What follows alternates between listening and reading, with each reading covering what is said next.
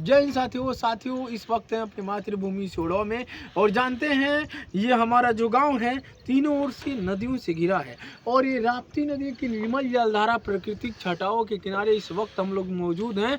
और कहा जाता है सुबह शाम की हवा लाखों की दवा, तो बिल्कुल वो हकीकत है गांव में। और बहुत सारे लोग जो गांव में जन्म लिए हैं अपने मातृभूमि में, जब लोग यहाँ से अपने जिम्मेदारियों को उठाने के लिए बाहर जाते हैं तो बाहर जाकर के फिर गांव आते हैं।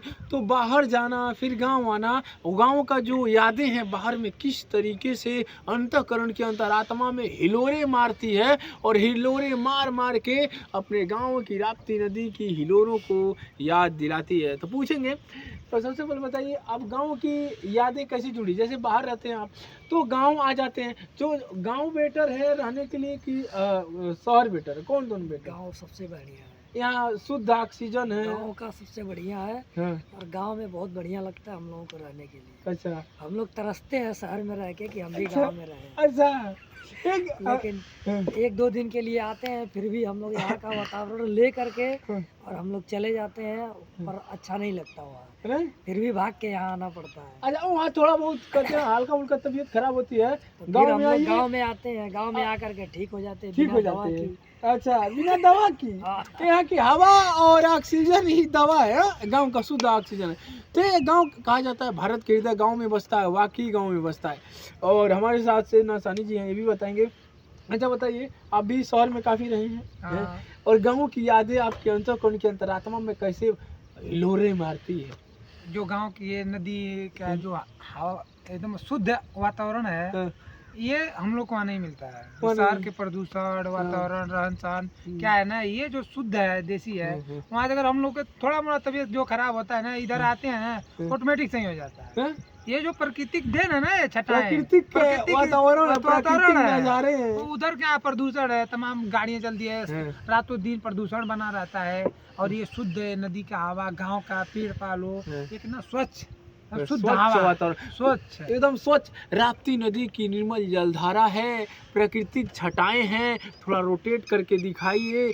और हमारे गांव की सुंदरता में चार चांद लगाने वाली राप्ती नदी की निर्मल जलधारा और गांव का ये एक प्राकृतिक जो नज़ारे हैं, ये एक साइलेंट नेचर का आभास है। प्रकृति की मानो ये गोद है, यानी भारत में अगर देखेंगे स्वर्ग की खोज करेंगे तो स्वर्ग की खोज तो वही है ना, प्राकृतिक नज़ारे हैं। और ये पूरे पृथ्वी की गोद में बसा हुआ एक प्यारा सा गांव जो प्राकृतिक नज़ारों को बिखेरता है, लोगों को अंतःकरण की अंतरात्मा में बार बार हिलोरे मार मार के याद दिलाता है कि गांव एक बार जरूर जाया करो।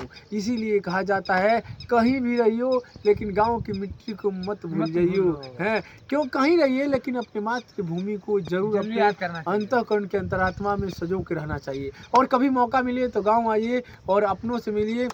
जीवन में क्या है, जीवन आज है कल नहीं रहेगा, लेकिन जो आपके भाव हैं, विचार हैं, विचारधारा है, वो सदियों तक रह सकती है। क्योंकि देखिए, माने तो महात्मा गांधी एक महापुरुष थे, वो नहीं है लेकिन उनकी विचारधारा आज भी जिंदा है। स्वामी विवेकानंद नहीं है लेकिन उनकी विचारधारा आज भी जिंदा है।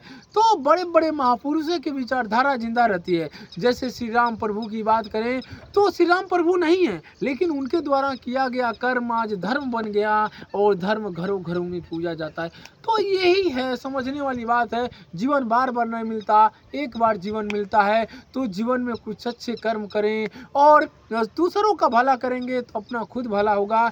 ऐसा कबीर दास भी कहते हैं, सूरदास भी कहते हैं ये मानव तन दूसरे की सहायता के लिए ही मिला है। तो जब एक दूसरे की सहायता के लिए मिला है तो जीवन भी न्यौछावर कर दो एक दूसरे की सहायता के लिए, क्योंकि जीवन बार बार नहीं मिलता। हमारे हिंदू धर्म पुराणों में कहा गया है कि 84 लाख योनियों में भ्रमण करने के बाद मानव जीवन मिलता है। तो मानव जीवन इतना योनियों में भ्रमण करने के बाद मिला है, तो सोचिए कितना पुण्य कर्मों का इस पर पुण्य कर्मों का योग हुआ होगा। आपके जन्म जब हुआ है तो जन्म हुआ है तो उसका लाभ लीजिए और लोगों का भी भला कीजिए।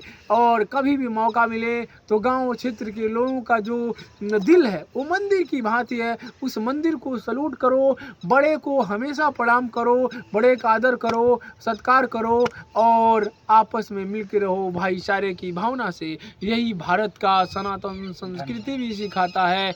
इसी के साथ जय हिंद।